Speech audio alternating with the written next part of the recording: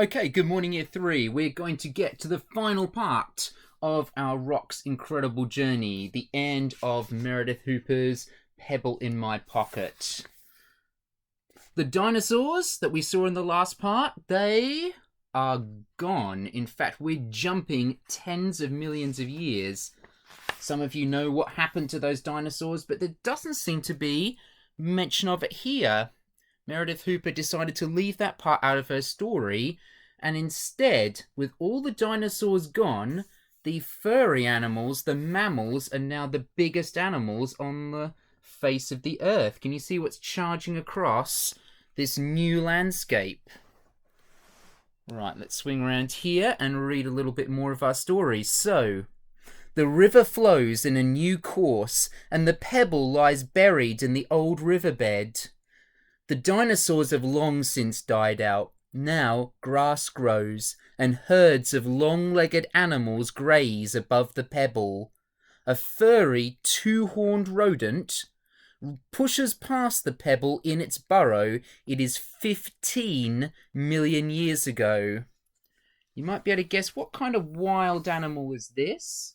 We see this animal a lot in farms today, but there it was, living in the wild with no human beings riding it, looking after it. As for the tiny animal, we have to go right up close to see it here. And this is where our pebble is, in this riverbed, which is totally dry with no water in it. You can see where the river used to cut through the land. Now the world has changed again. We are in an ice age. The wind blows colder and colder. Snow falls. Blizzards, that's a snowstorm, blot out the light. The snow packs down layer on layer. Deep underneath the surface snow, the old snow turns into clear blue glacier ice. This is a glacier here, an ice river you might remember from geography.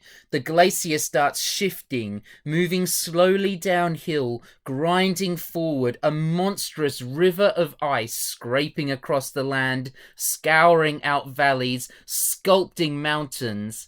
The glacier picks up and moves everything in its way. It picks up the pebble and freezes it deep in its icy blue depths.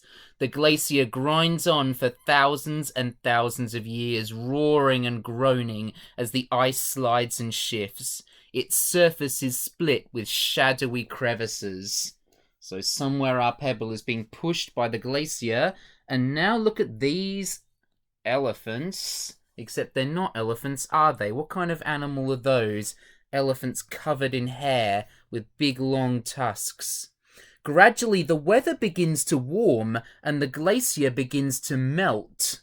The ice releases its grip. Boulders, rocks, pebbles, sand, gravel, all are dropped on the ground, mixed together in great jumbled heaps. Old rocks, young rocks, rocks made under the sea, and rocks formed under the crust of the earth, rocks from close by and rocks from far away, all lie on top of each other. Everything has been moved from where it used to be. Mammoths lumber past. A baby mammoth? Where's the baby? Is that a baby? A baby mammoth treads on the pebble, pushing it deep into the heap of stones. It is 1,000,000 years ago, just 1,000,000 years ago. Still a huge time, but we've crossed through a lot of millions of years. And then here we go, a new animal. Floods leave the pebble high up on a riverbank. People. Here we have some of the first people. People come to fish and hunt and build shelters. They stand on the pebble and sleep on it, and they drop grease from half-cooked lumps of meat. So people here who have learned how to make fires and look after fires and to cook meat on a fire. In the night, a rat creeps in, sniffing for food. A boy picks up the pebble to throw at the rat. He misses. The pebble rolls under a bush and down a hole. It is 200,000 years ago. So, a long time for human beings, not long for the history of the whole world. The whole Earth. Where's our Pebble? Oh, there's our Pebble being thrown at the rat by the boy there, trying to chase it away from the camp. The cold comes back.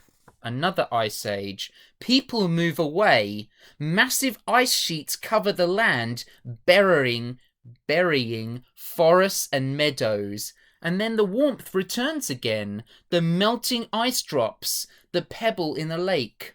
It sinks into the soft mud while hippos wallow above in the warm water. It is 125,000 years ago. You might not know, but where we are now in London, at this time, 125,000 years ago, it was warmer, and the kinds of animals you now see in Africa only used to live here in Britain. We would have hippos wandering around here. We would have rhinos. We would have elephants. We would have lions. All of them, we find their bones under the ground here in London because they used to live here. What about this animal? A big cat, but take a look at those teeth. I wonder if you guys have heard of a saber-toothed tiger. Right. A new glacier gouges the pebble out of the bottom of the lake and pushes it, clasped in its clear blue depths, for thousands and thousands of years. Then the ice retreats, leaving the pebble on the slope of a valley. Shaggy bison, that's like a big buffalo, a big cow, but furrier. They graze the long grass. New people come hunting for food. Saber-toothed tigers watch. They can hunt what they like. It is 12,000 years ago. And here we're coming right up to the present day. Again, look at the land changing here to a forest, and now it's covered in the plants that people grow to make bread and cereal. The pebble hasn't moved much since the last ice age, which for us was 12,000 years ago. It has been kicked and trodden on by animals and people.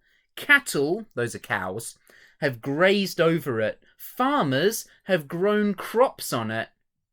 A new road runs near it. So we've come all the way to modern times. Houses are built next to the road, and their foundations cover rocks and earth, people and gravels, but the houses miss the pebble. It lies, smooth and warm, in the sun. So we've gone from forested land to farmland to now the city all around the pebble, but there the pebble still is, just as there are lots of pebbles right here in our city. The pebble in my pocket is round and smooth and brown. I found it on the ground. My pebble has been on top of mountains and under the sea. It has been buried in ice and buried in rock. It has been covered in drying sand and tropical forest. It has been flung and dropped, frozen, soaked and baked, squeezed and squashed. It has been stood on and sheltered under and used. It has travelled huge distances over immense periods of time. And there it is now with her. My pebble is 480 million years old. So far! Keep travelling, pebble. Every pebble in the world is different from every other pebble. Each pebble has its own story. Pick up a pebble, and you are holding a little piece of the history of our planet, the Earth.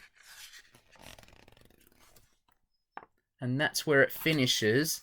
And it goes through with like a timeline here of all the different kinds of creatures that have existed on the Earth at different times, coming up to the dinosaurs here, and then to mammals, the furry animals that give milk to their babies, and then finally, yeah, we've got people right at the end of this long story that the rock has been around for. I hope you enjoyed that book. I thought that was a really nice way of both showing you that the little pebbles and rocks you see that you might think are a little bit boring and uninteresting have been on an incredible journey, and this has given you an idea of how old the Earth is and how much has changed. Take a look and appreciate the rocks around you, and now we're going to use this for writing our own stories. I'll speak to you guys soon. Take care.